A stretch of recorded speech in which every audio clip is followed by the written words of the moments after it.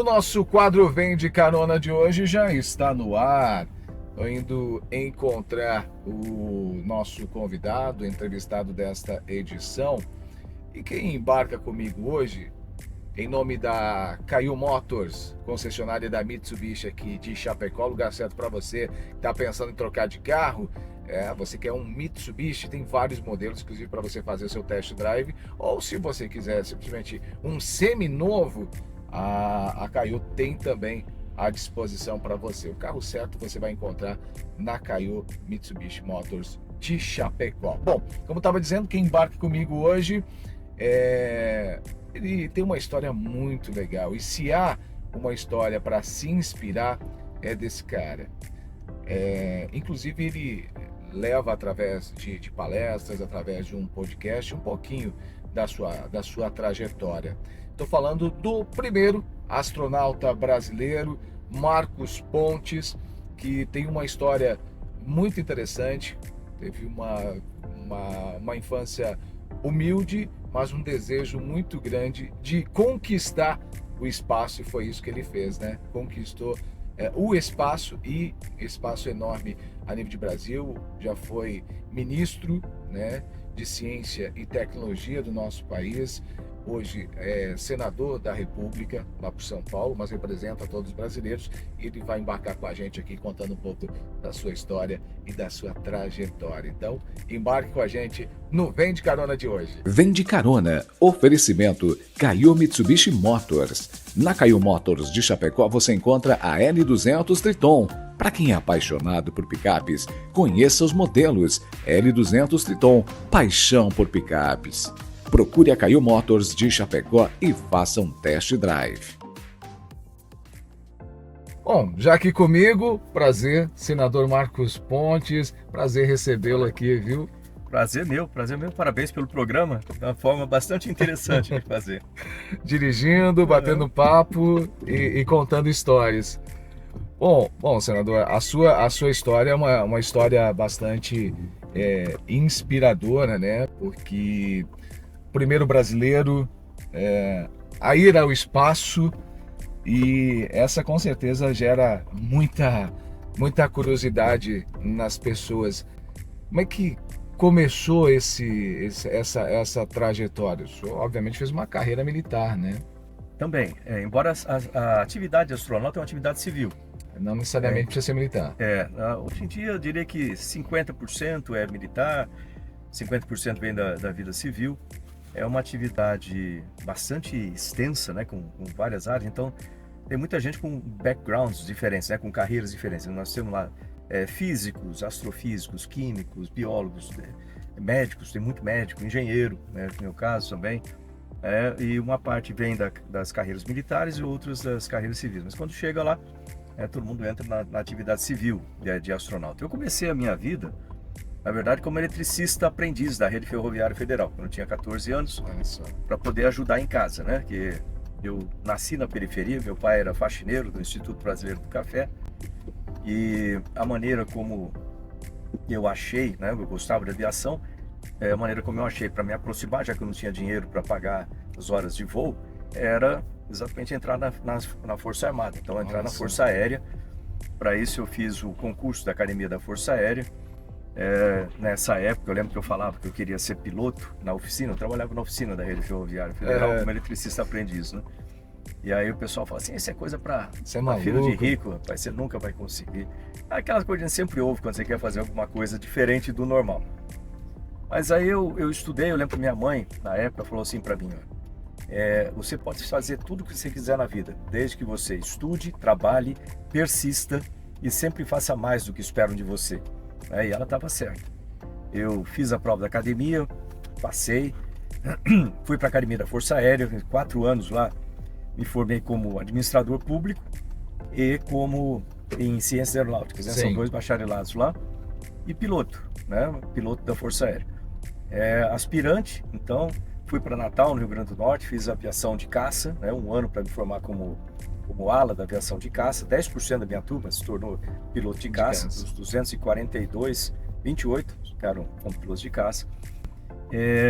Depois fui para Santa Maria já como piloto operacional. casei, meu filho Fábio nasceu, aí eu resolvi estudar mais. Aí eu fiz o vestibular do ITA, né, Instituto de Tecnologia Aeronáutica, de São José dos Campos. Fui lá, fiz engenharia aeronáutica e aí eu somei a parte de pilotagem com a parte de engenharia e me tornei um piloto de testes de aviões. Então eu era o único piloto de testes na época que era piloto e engenheiro ao mesmo tempo. Para quem diria que você dizia que não ia alcançar ser piloto. Pois é, aí tá a prova cabal de que é possível, se você realmente querer alguma coisa, né? Se você quiser, você realmente consegue. Aí depois, como piloto de teste, eu voei no Brasil, voei fora do Brasil, nos Estados Unidos, na Rússia, etc. Voltei ao Brasil, fiz um primeiro mestrado em otimização de trajetórias orbitais, lá no ITA. Depois me mandaram de volta para os Estados Unidos para mestrado e doutorado em engenharia de sistemas. E quando eu estava lá no doutorado, foi quando o Brasil entrou no programa da Estação Espacial Internacional. A NASA tem concurso público a cada 2 anos. Eu me inscrevi no concurso da NASA, porque eu sabia que tinha uma vaga para um brasileiro. Nossa. Né? E acabei sendo selecionado. E entrei na turma 17 de astronautas da NASA. A turma 1 é aquela dos eleitos, lembra do livro? Sim, sim. Eu sou da turma 17. Agora, isso chama bastante atenção porque é realmente para poucos, né? É para poucos. E o senhor tem levado, inclusive, essa mensagem, né? E acabou de falar aqui pelo menos 2 vezes do quanto a persistência pode te levar àquilo que você quer, né? E os critérios realmente são bem apertados para conseguir. São apertados, mas é possível, isso que a gente tem que falar. Essa nossa juventude agora, né? Eu estou com 61 anos e, graças a Deus, tive uma vida muito diversa, vamos dizer assim, Claro. muita coisa, desde piloto, engenheiro, trabalhei em instituições aqui no Brasil, como Força Aérea, trabalhei fora do Brasil também, né, com a NASA, 20 anos na NASA, mais tempo na Organização das Nações Unidas, World Skills International, depois Ministério de Ciência e Tecnologia, hoje em dia Senado, também um empresário, né? Então uma série de aplicações. Mas isso aí, o que eu digo para essa juventude é o seguinte: você não pode ficar, primeiro, não pode se deixar levar pelas notícias ruins. Então o pessoal fica muito, hoje em dia tem muito acesso a muita informação. E infelizmente o ser humano ele é focado por causa do medo. A gente foca muito nas notícias ruins e fica achando que o mundo está terrível, que eu nunca vou conseguir fazer nada. Não, você consegue, depende de você. E as pessoas vivem querendo se comparar com outras pessoas também. Esse é outro ponto importante. Cada um tem o seu talento, todo mundo tem talento. E você tem que procurar aquele talento e desenvolver aquele talento no seu ritmo, da sua maneira de ser, né? E todos os jovens podem contribuir aí com o planeta, né? Vamos dizer assim, com o seu talento. Mas eles precisam acreditar que é possível. Entendeu? Então, isso, quando eu faço essas palestras, eu procuro trazer essa mensagem, assim, é possível, né? Você consegue fazer. Não dê ouvido para ideias ruins, não deixa ideia ruim criar raiz na sua cabeça.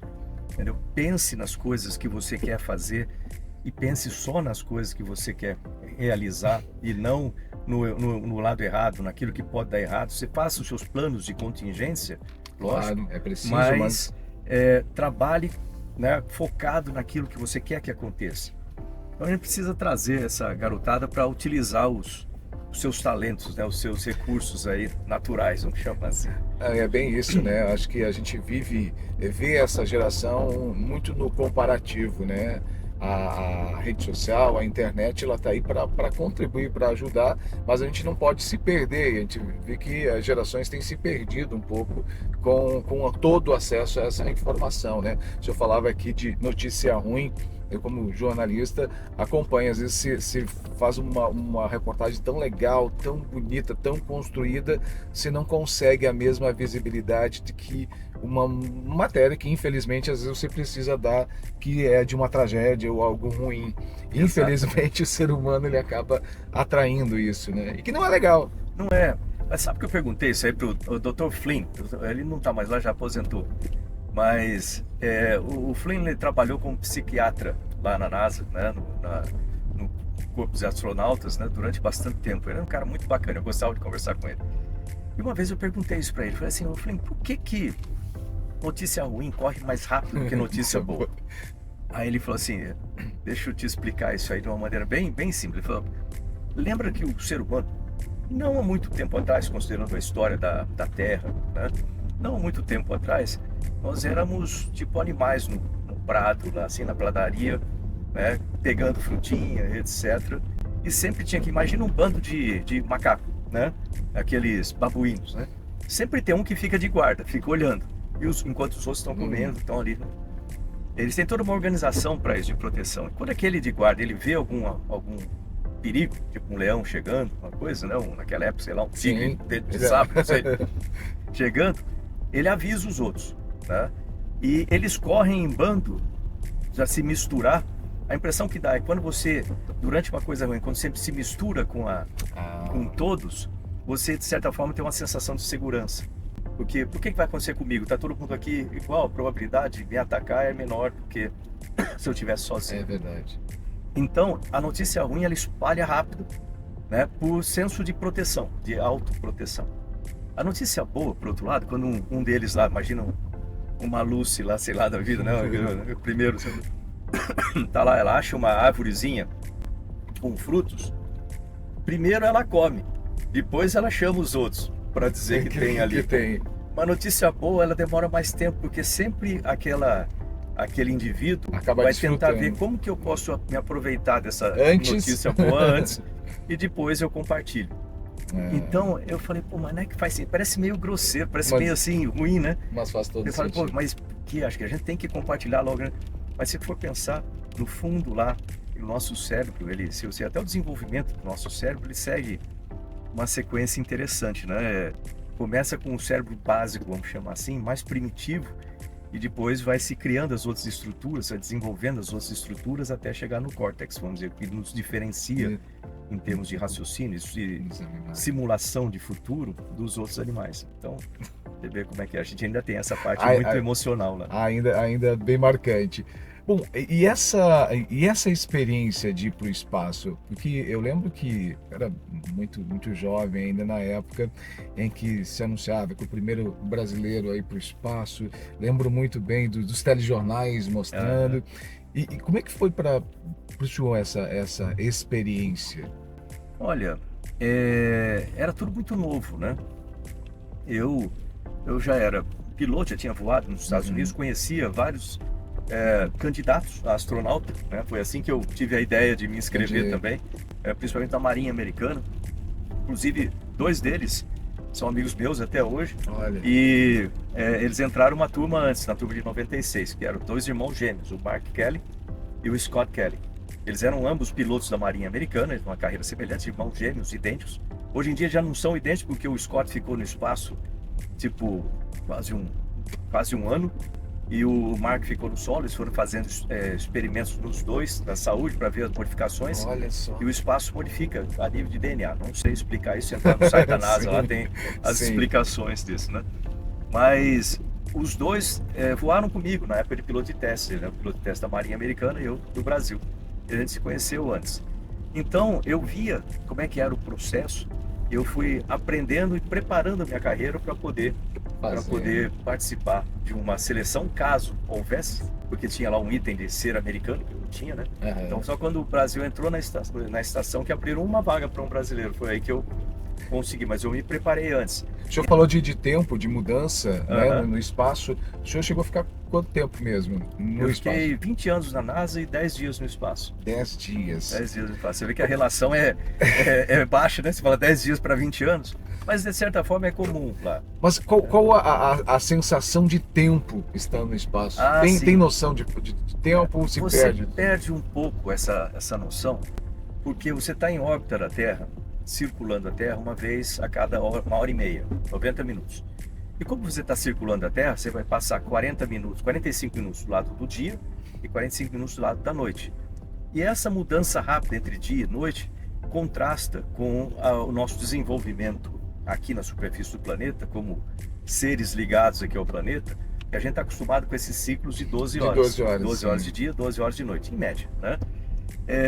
E com isso, quando você está no espaço com essas variações de luz muito rápidas, e de certa forma isso está conectado com a Uhum. luz, o nosso ciclo circadiano, como eles Uhum. chamam, ele acaba sendo afetado. Você sente muita canseira no espaço por causa disso. Então, e além de outros efeitos, como é 0G, né? Radiação, a radiação Uhum. você não vai sentir, mas zero, assim, isso, mas 10 dias no espaço, como se ficasse um ano trabalhando com radiação direto. Nossa. Então, e alterações no sistema cardiovascular, no sistema hormonal, imunológico, então todas essas coisas acabam afetando muito o corpo.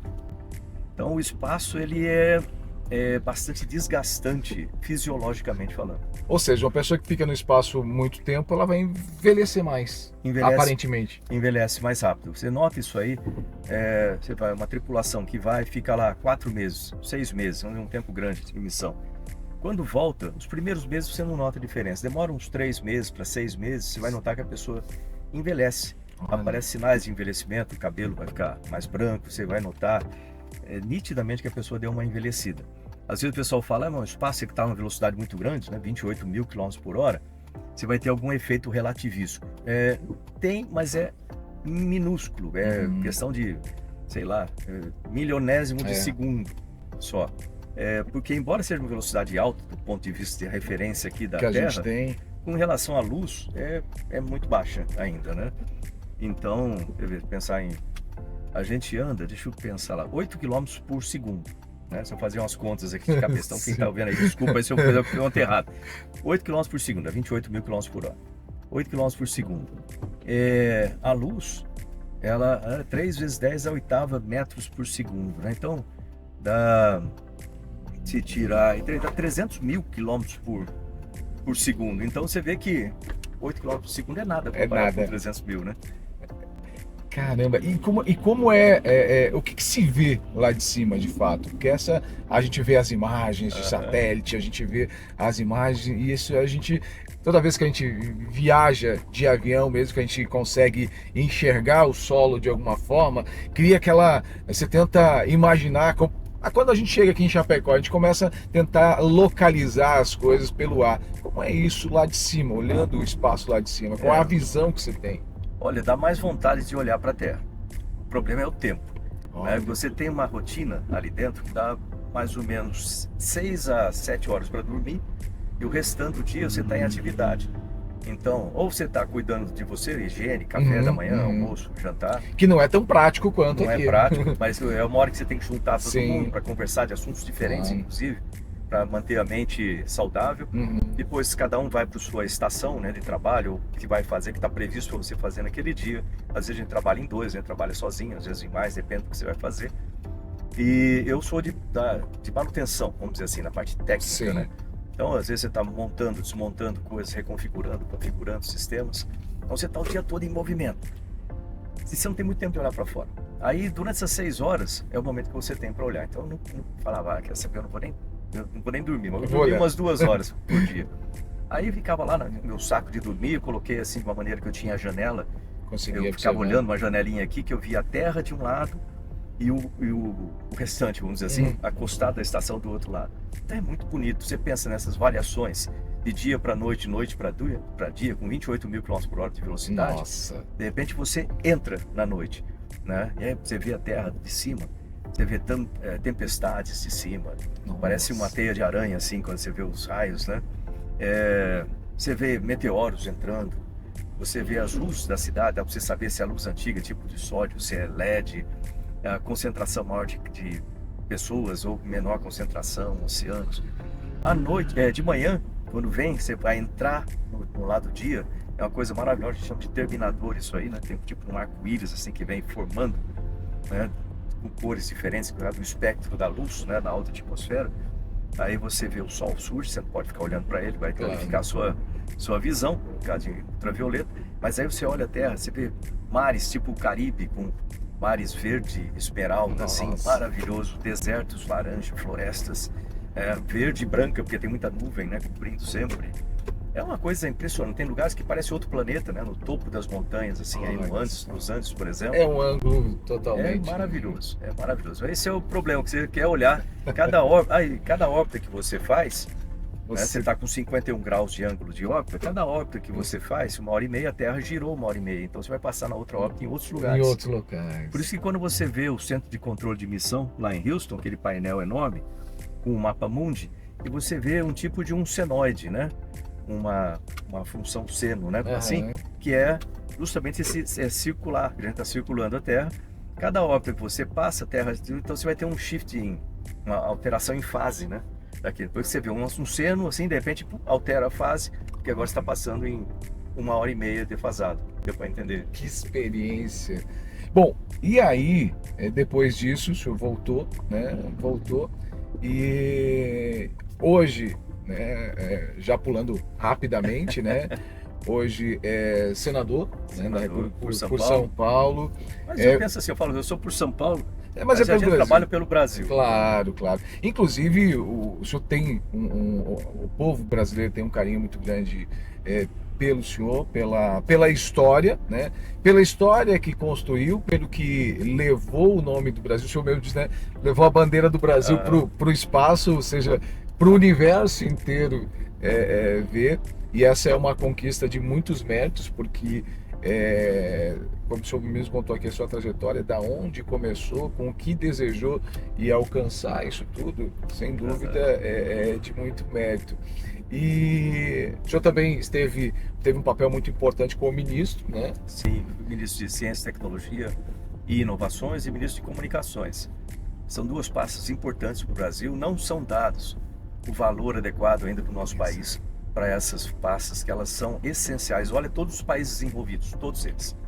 Quais são, o que distingue esses países? Não é raça, não é lugar onde mora, religião, nada disso. O que distingue é o seguinte: investimento constante e bem feito em educação focada para desenvolvimento, não é educação de qualquer forma, educação focada para desenvolvimento, ciência para desenvolver ideias, né? Tecnologia para transformar ideias em inovações, novos produtos, né? E a partir desse momento você consegue produzir empregos, e aí você precisa de empreendedorismo.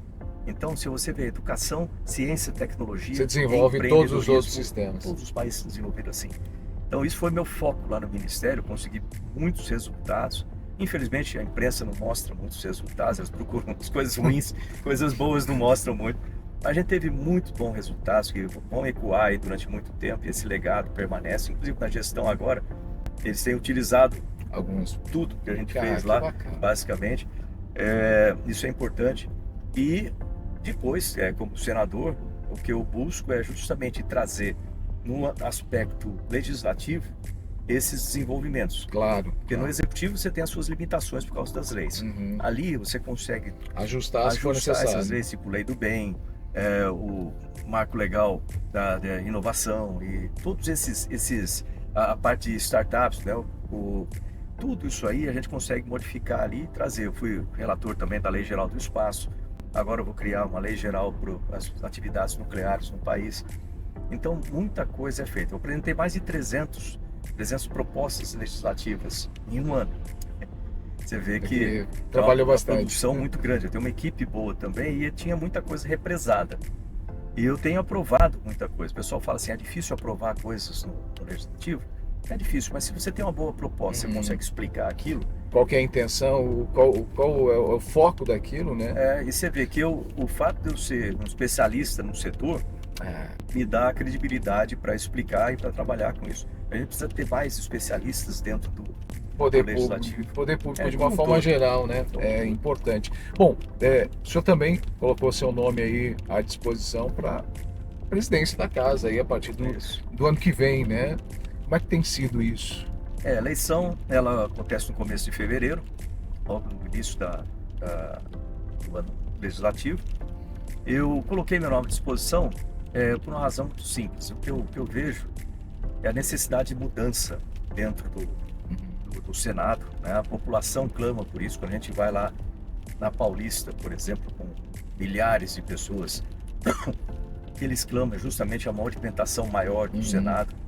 Eu não gosto de criticar ninguém, eu gosto de fazer aquilo que você precisa ser feito. Eu não sou o tipo de gente que vai lá gritar e falar, não, eu gosto de fazer as coisas. Então, quando eu coloquei meu nome, foi uma surpresa, inclusive dentro do partido, né?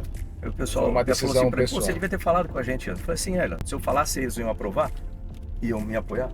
Não, porque a gente já estava comprometido com o Davi. Eu falei, então, portanto, né, não faria sentido lógica. Eu trabalho muito com lógica, as pessoas às vezes acham meio estranho, mas funciona com lógica, igual o Spock lá do Jornada das Estrelas. Então faria sentido fazer isso.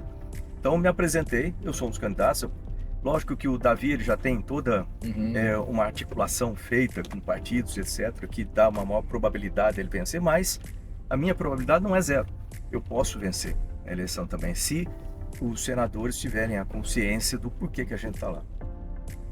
Que bacana. Bom, para a gente fechar, é um assunto que não tem como a gente fugir quando fala de alguma forma do envolvimento político, fala, né, da condução do Brasil de uma forma geral. A gente tem sentido, pelo menos como cidadão, uma certa perda de credibilidade dos poderes. Isso. Como resgatar isso, senador? É possível fazer esse resgate? Porque parece que há, inclusive, um descrédito muito grande. Parece que os poderes eles se misturaram, se perde um pouco a força. Como é que tem sido isso? Isso é fato e é necessário a mudança. Não só possível, como necessário. O que acontece é que todo ser humano, eu estava falando agora há pouco sobre as questões de notícia ruim, notícia boa, como que isso aí está embutido na mente humana, lá na raiz do cérebro humano. Também as relações com o poder, elas estão ali embutidas e elas trazem coisas boas e coisas ruins no comportamento, na atitude humana.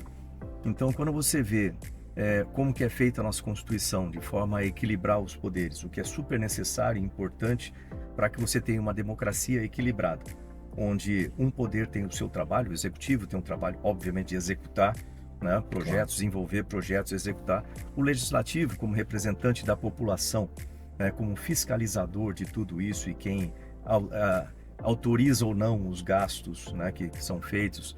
Então tem a sua função de fazer a legislação olhando para frente e o judiciário olhando para trás.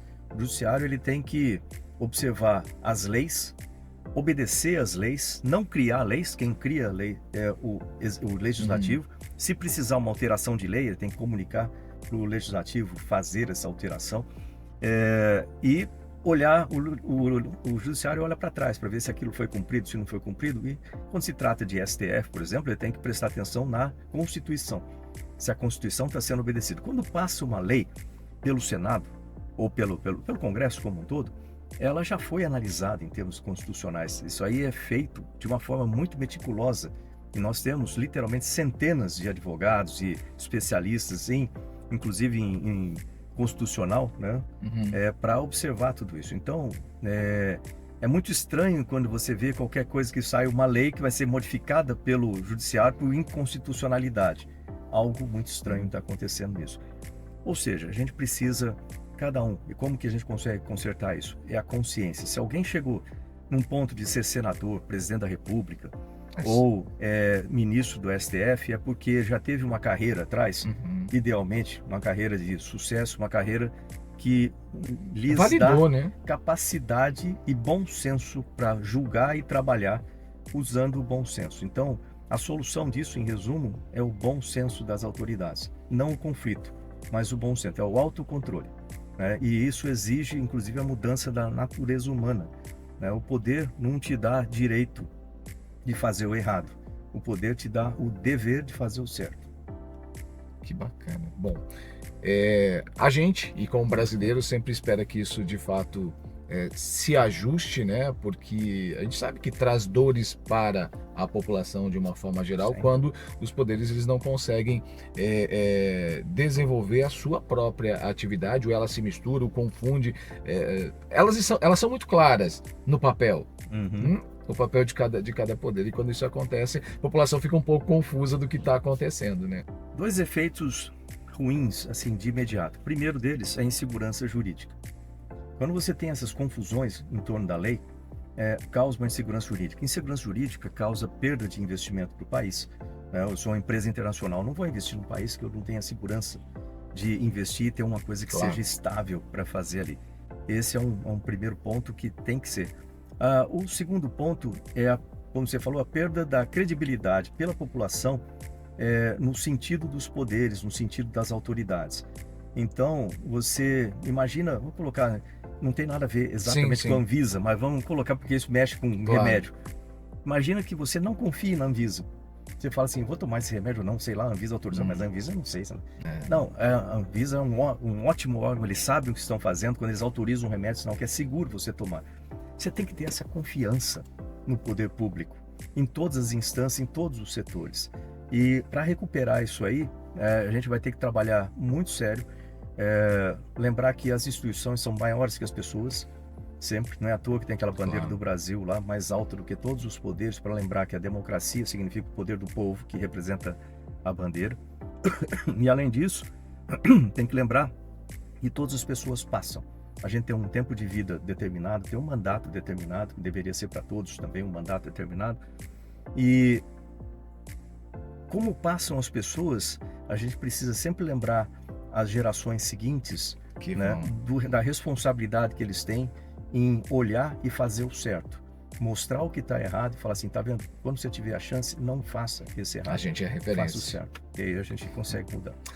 Sandro, muito obrigado pelo bate-papo, muito importante, muita informação. A gente aqui conta histórias para inspirar e nada melhor do que a sua história para inspirar. Inclusive, eu sei que o senhor tem um podcast lá sim, que é importante. De falar, o pessoal fala, você nunca fala dele. Eu tenho um podcast chamado Astropontes Podcast, tá no YouTube, se procurar @astropontes, você vai achar lá. Toda quinta-feira, às 19 horas, né, no YouTube e em outros canais também, no YouTube principalmente. Então, obrigado. À disposição. Obrigado. Grande abraço. Sucesso aí também.